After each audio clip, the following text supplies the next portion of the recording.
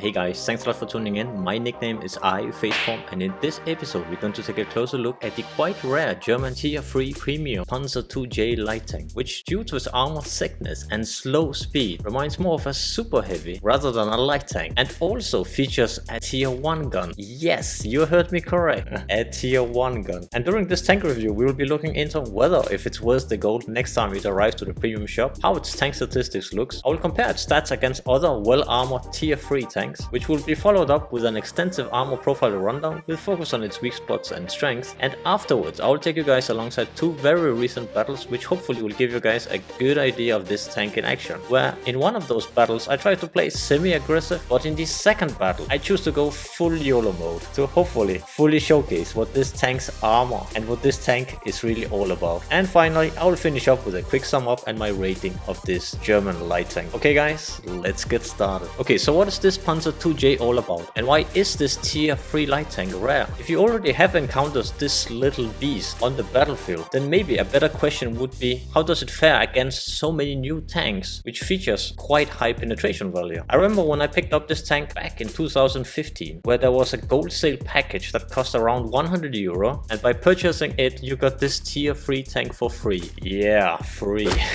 So the thing that made this tank rare was both the insane indirect price tag, but also the armor. And you might be thinking, hey, these armor figures doesn't look impressive. Well, yes and no, because remember guys, this is a tier 3. The good and valid question is, how much today's meta rendered this tank's strength useless? Well, I will go into more details in my sum up and my rating of the tank at the end of the video. Okay guys, let's do a quick stats rundown with my current crew and tank setup. As this is a premium tank, I'm using the crew from my Pz.Kpfw NA, which I want to make a review of in the future. But in general, the crew is really nothing special and primarily focused on brothers in arms, sixth sense, camouflage and gun handling skills. This particular tank definitely take advantage of having repair skills on all crew, and for the commander the deadeye skill, and in addition for the driver the clutch braking skill. For the equipment I've selected binoculars and a turbocharger. Keep in mind guys that the turbocharger can easily be switched with the improved hardening to increase the HP, but most importantly the suspension repair speed, because when the enemy realizes that they might have a problem or two penetrating your tank, then they will track you and you might find yourself stuck there for quite some time. Another viable alternative would be the coated optics or the improved ventilation. For the ammunition, yeah, this looks kinda crazy, but I have selected 400 AP shells, which each only delivers, yes, 11 damage per shot and offers an average penetration of 23. This is very little. Keep in mind guys that this is actually a tier 1 gun. A tier 1 gun for a tier 3 tank that can encounter tier 4. Furthermore, it has a somewhat poor shell velocity of 708. I do notice the beautiful price tag of normal ammunition, but it can be extremely challenging to penetrate anything with this tank. For the gold, I have selected 300 APCR shells, which suddenly is capable of achieving twice the penetration of 46. This is not really a groundbreaking figure, and even with the gold shells it can be challenging, but at least they have somewhat mediocre shell velocity at 975. Do notice that the price tag is 400. It might not seem that much, but this tank, it has more like a machine gun, and it can quickly get super expensive. Because do notice that if we suddenly change those 400 AP shells and then we load gold, then check the price tag for just 400 shells, 160,000. I have had quite a few games where I do not have any more APCR shells, and the only reason why I don't go full APCR on this tank is simply because I don't want to go bankrupt. And for the consumables, small repair kit and small first aid kit. So for the average damage it was 11, 23 average penetration, a rate of fire of 149.53, and this is achieved by using a 10-shot autoloader gun that shoots one shell every 0.13 seconds and only takes a 2.81 seconds to fully reload. Furthermore, it has a gun traverse speed of 40.86, which is not bad indeed, and actually features a quite impressive gun depression of -10, alongside a nice aiming time of 1.37, but a horrible 0.56 dispersion. And the thing is, yes, the aim time might look impressive, and we're of course going to take a look at the hidden statistics in the tank stats comparison, which looks quite nice also. But as this tank features a machine gun, then this dispersion value of 0.56 actually showcases way better how precise this tank is when you keep the left mouse button down. For a tier 3 vehicle, this tank is actually capable of achieving a quite decent average damage per minute of 1645, and furthermore an HP pool of 465. And yes, I mentioned this tank reminds me of a super heavy, because check the armor, 80, 50, 50, and it might not sound that much, but for a tier 3 tank, then this can definitely be challenging. challenging. In addition, this tank also features an engine that delivers 172 horsepower, which results in a quite low horsepower per ton. And this is the reason why I've chosen the turbocharger, because this tank is sluggish. It might say it has 35 an hour, but it's very slow. Because keep in mind, guys, that this tank doesn't really have a normal tank gun. This is more machine gun, both because the shells will simply disappear in long range, but also because it will be impossible to hit anything. Furthermore, the tank has a traverse speed of 35.7, because check this, guys. Yes, this is a light tank, but not really a light tank, because this is so sluggish and so well armored. But check the camo values: 35.07 when stationary and 27 when moving. This is not bad at all. These are very decent camo values. The view range for this tier 3 tank is not very impressive. This is the reason why I've chosen the binoculars, to at least be able to support our team or to spot the danger in regards of those few selected tanks that will just penetrate this tank with ease. And last, a signal range of 368. Okay guys, let's take a look at the tank stats comparison. Okay guys, so here we have the Pz.Kpfw light tank, and I'm comparing it against the AMX-38, Valentine, D2 and Somua S35. And the thing that is in common for these tanks is that they all are quite well armored, but you will also see that there is something truly special about the Pz.Kpfw, and we can see it directly with the DPM of 1571. Because check this, guys, this is like another league. So when it penetrates, this tank just becomes superior. But the question is how often, because yeah, 23 penetration versus 45, 75, 60, it simply stands no chance. And the shell velocity of the 780 is neither anything special. But what about if we change to the gold ammunition? Let's try out. And keep in mind, guys, that each of these tanks uses APCR shells as gold ammo. So yeah, check this: 46 penetration with gold ammunition, 79, 110, 98, 98. And as we saw in the garage, the armor value of 80 and 50 on the sides, it doesn't really seem any special, especially when you suddenly look at these gold ammunition values, because 110 or even the 98 for the D2 and the Somua S35, it really should be more than enough to penetrate your tank. Furthermore, the alpha damage, 11, nothing special, but keep in mind, guys, that this has actually a 10 shot autoloader, which we definitely can see on the rate of fire. The interesting part to notice here is that the potential clip damage is actually 110, which will be delivered in 1.2 seconds. This is not bad indeed. And the biggest challenge for this tank is really to get close to the enemy tanks and to actually penetrate them. The shell velocity for the gold ammunition, as we saw in the garage, 975, yeah, it's mediocre, but it still lags behind in this comparison. For the gun handling, yeah, this is a bit tricky, because right away it looks like, okay, this tank looks superior because aim time 1.4. Yes, the dispersion 0.57 is definitely not good, but then again, while moving 0.2, while traversing the tank or the turret, it's superior, and even after firing it's just 1.2. Well, the thing is that as this tank has a machine gun rather than an ordinary tank gun, that the best way to describe this tank's gun handling and how precise you are is actually on this value of 0.57, because as you fire those 10 shots, yeah, it's really shoot and pray in the hope of that a few of your shells will actually hit the enemy tank, and hope again that a few of them will actually penetrate. But we are going to of course see that in the 2 gameplay replays I have for you guys today. The tank featured a quite nice gun depression of 10 degrees, just among the best in class, but this tank is not really a ridgeline warrior because it's simply so slow and sluggish. When I play this tank, I really do not want to trade shots, so I tend to go more often in YOLO mode towards the enemy and to get as close as possible, so that as many as my shells will be able to hit the enemy and penetrate the enemy tank. For the mobility, we have a forward speed of 31. This is quite decent indeed. It's just, in this comparison, it's only the Somua that has a superior forward speed of 45. But keep in mind, guys, that all of these tanks are quite sluggish. And at this tier,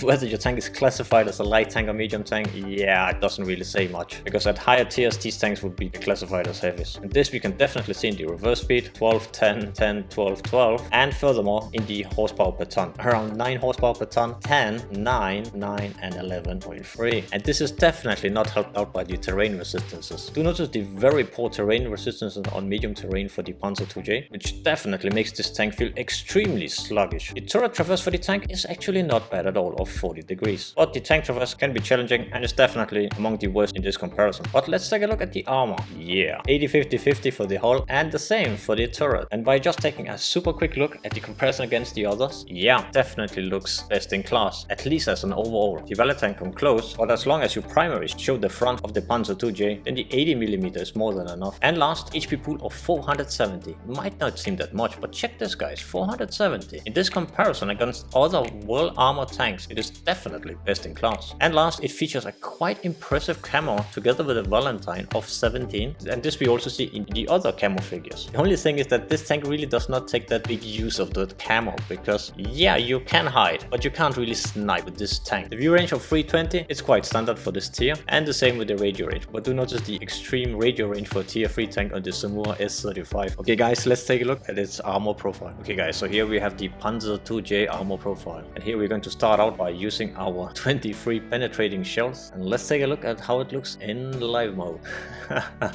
Yeah, you can directly see that this looks quite impressive. But yeah, keep in mind guys that this is actually just a tier 1 gun. So let's instead just change it directly to its premium ammunition that we just have 46mm penetrating gun. Yeah, you can imagine when two Panzer 2Js meet each other on the battlefield, it can be quite a long fight. Because the tanks can indeed have some extreme issues, and even from the side you're not even 100% certain. And keep in mind guys that this is from a complete flat side, you still have only 32% chance. And when we turn it to the rear, yeah, it's not even better. You're still able to bounce the majority of the shells. But to get a better picture of this tank's armor, let's use the Valentine's premium ammunition that features a gun that was able to deliver a penetrating value of 110. So let's just switch, and then suddenly this tank's armor doesn't look any impressive. And even when we try to side scrape it, or from the side or from the rear, it's really not that unique. Because I showcase it this way, it's because when this tank meets tier 4, or when this tank meets tanks that can load those high penetrating shells, then this tank loses speciality, because it really trades off its speed and it's horrible tier 1 gun for the armor. And when suddenly the armor is rendered pointless, then this tank can really be a pain playing with. But let's switch to the 75mm penetrating rounds, which is a better figure in general to expect at this tier. So we can directly see here the gun mantle itself, it actually have a quite impressive armor, especially on the upper part. And yes, this tank features an impressive gun depression of 10 degrees. That means in those scenarios where you can actually go hull down, this tank can indeed cause some problems for the enemy tanks, but the only opening will be just to the right or to the left of the gun mantle. And just below that we have another blade here of 138mm, 80mm, and just below we have a 25mm blade, which check the beautiful angle of 70 degrees. And even at the lower plate we still have 22% chance, and at the lowest part we have an effective armor of 160. So yeah, 75mm penetrating shells, you definitely can penetrate this tank, but it's not even guaranteed. And keep in mind guys that there are several tier 3 tanks that do not even have a penetrating value of 75 at tier 3 when using gold. And when side scraping, yeah, check this guys, suddenly this tank becomes a fortress, because everywhere we look it will just be a bounce, unless we are capable of hitting the tank just next to the gun mantle. But if you encounter this tank and you really have problems penetrating it, if you can take high ground, if you have the possibility of do so, then check what happens with this armor, because suddenly it loses all its magic, because you can shoot directly down and suddenly the angle does not matter. From the side, 52mm, 50mm, and plenty of spaced armor here with the track meats, which will easily absorb your shells. And this is also true if we switch to the APCR. For the rear we have 50mm again, and another plate of 25mm that again is super well angled, which will easily bounce the enemy shells as long as they're not shooting down on you. And last, the rear part, 50mm, 50mm again, 50-50, and a very nice angle at the lowest part. So yeah, this tank definitely has special armor. And the fun part is that this is what makes this tank unique, because when I played this tank back in 2015, the amount of tier 3 tanks that was capable of penetrating this tank were quite few. This has definitely changed during the last 5-6 years. But enough of armor theory. Okay guys, so here we are playing in the Panzer 2J on Pearl River. And yeah, we are bottom tier. It truly feels like it's a gamble every time you're bringing this tank out, because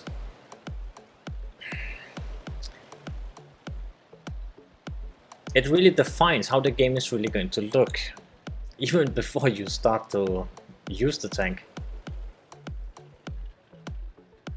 Because yeah, if you're going to encounter those tier 4 tanks, yeah, you know your armor is completely rendered useless, and how are you going to penetrate the enemy tier 4 tanks? Even with gold ammunition.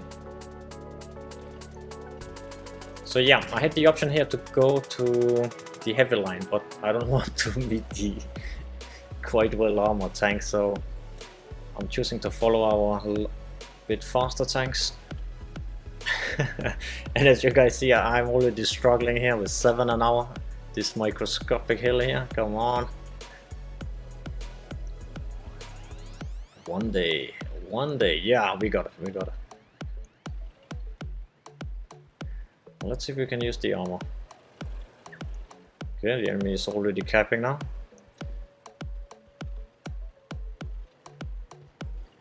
Be interesting whether they're going to put 3 tanks there. How aggressive they're going to be. It's just 1 player, but 1 player doesn't really matter because 3 minutes holding the cap, that's really rare that results to anything. Way too far away from the BT5 to fire at him. I really want to decrease the distance. Okay, I'm loading just gold here just to be... Okay, oh, this guy here. Put some shells into him. And you guys notice I'm actually firing gold here, and notice that how many actually are not penetrating. Even we are shooting at the guy from the rear. Ah, beautiful, beautiful. A lot went in there. We have fall from the top there. And yeah, the BT5 can penetrate us like butter if he shoots on our weak side. Weak spot there on the top. It's getting a bit hectic. I'm most worried about the BT5 because these guys there, it feels like the armor will hold up. Those guys are just tier 3. That's good. The BT5. Let's see, he's busy with our other guys. Ah. Capping again. Can we put in a shell down? Nope. So the enemy is definitely lots of numbers here.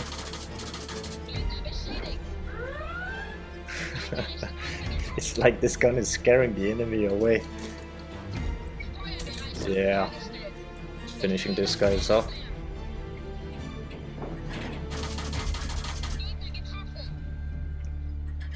Put some more in there. Beautiful. Ah! As you can check the distance. We have already 5 over 100 shells, and it can definitely be challenging if the enemy is probably using the armor profile. But of course, if they're just showing the side without angling whatsoever, then yeah, we can pen. See if I can. I'm trying to chase the punch, but like, nah, no way. This so-called light tank is definitely too slow. Can we? We got 2 shots in. A few more. Come on. Yeah.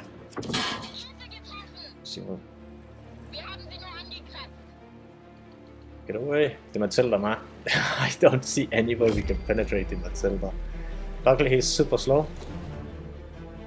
Hopefully our teammates will be able to take him out. Yeah, you guys see the gun is really shoot and pray.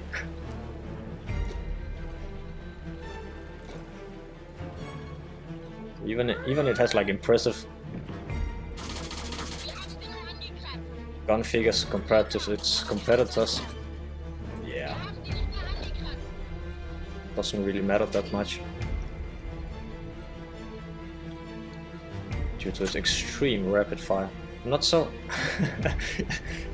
I'm not so interested in the Stuk right now. Yeah, I'm more worried about the Chi here. Okay, there he comes. Come on. Shoot shell, man. Yeah. Good, we have some teammates helping us out with the last hits. Okay, 13-7. Should we cap? Ah. Are they capping? Because if they're capping, I will definitely not be able to reach the enemy. It looks good, it looks good. Okay, let's see. Can we get a shell in? Yeah. Prepare the track to get that microscope. Ooh, Panzer 1C hiding here. Looks like he is AFK.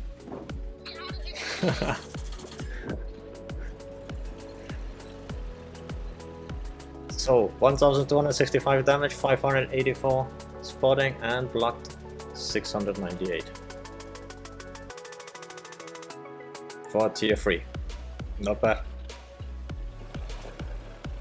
And now it's just we're hunting down the last enemy tank.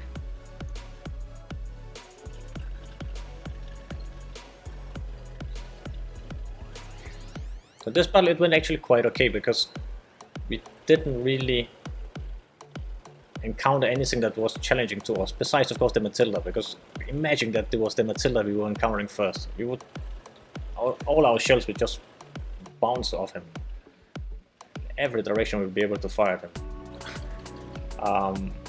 So that was definitely nice that that guy was too slow. Hey guys, so here we are on mines. I'm playing together with Cobra 2K. And this looks like this could be a very good battle, because yeah, this is exactly what you as a Panzer 2J driver really want. This is like beautiful. The matchup here should be good.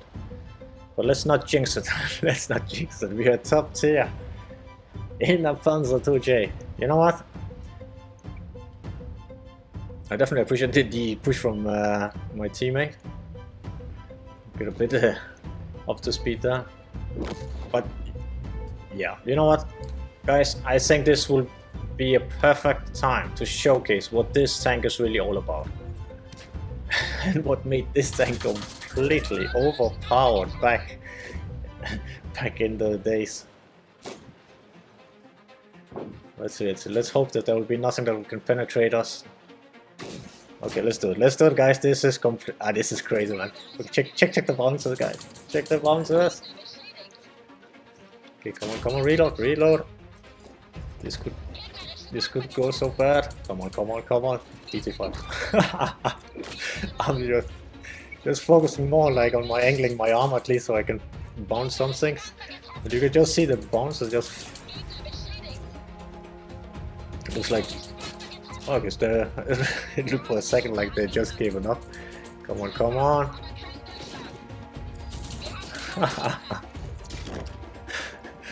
Yeah. Okay, we are half health. The enemy is definitely starting to fire gold. That is for certain. Still able to bounce shells there. Come on. Can we survive long time enough?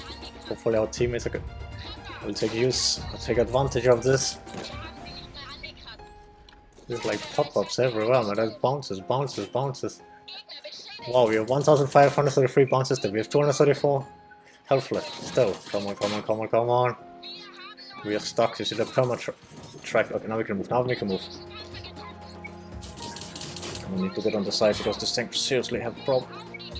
Okay, that guy was kind to show his butt to us. Side. Yeah. Beautiful. Come on. 127 health left. Maybe I should just auto him. Okay, that guy could definitely be challenging. His armor is actually quite good. Let's get on the side of him. Nice, that was very important from our teammates. Wow, that was quick. 1190 damage, 2361 blood in a tier 3 tank and 543 spotting. And okay, got a bit extra in the end. 5 kills. Yeah, this is what this tank is all about. Panzer 2J. So, the Panzer 2J, what do I think of it? And most importantly, is it worth the gold? Quick answer on the gold question: unless you are a rare tank collector or already looking to buy loads of gold, then in 2021 I would definitely say no. In 2015, when I picked up this tank, it was definitely overpowered. Super expensive to run, as your standard shells could barely scratch the paint of any tank it encountered. But as long as you were willing to pay 50 to 100,000 silver for a battle, then this tank definitely had the potential to become epic in most battles where you were top tier. The Panzer 2J is a very situational tank, primarily because of the matchmaker, because in some way it will instantly decide how it's going to be, whether you have a chance to use your armor and gun effectively. Yes, a turbocharger is a blessing indeed, but still, it is painfully slow. And if you are seated against tier 4s, then you definitely have no choice but firing gold ammo. And yeah, those will still struggle penetrating. So how many facepalms would I give this tier 3 German premium Panzer 2J light tank? It receives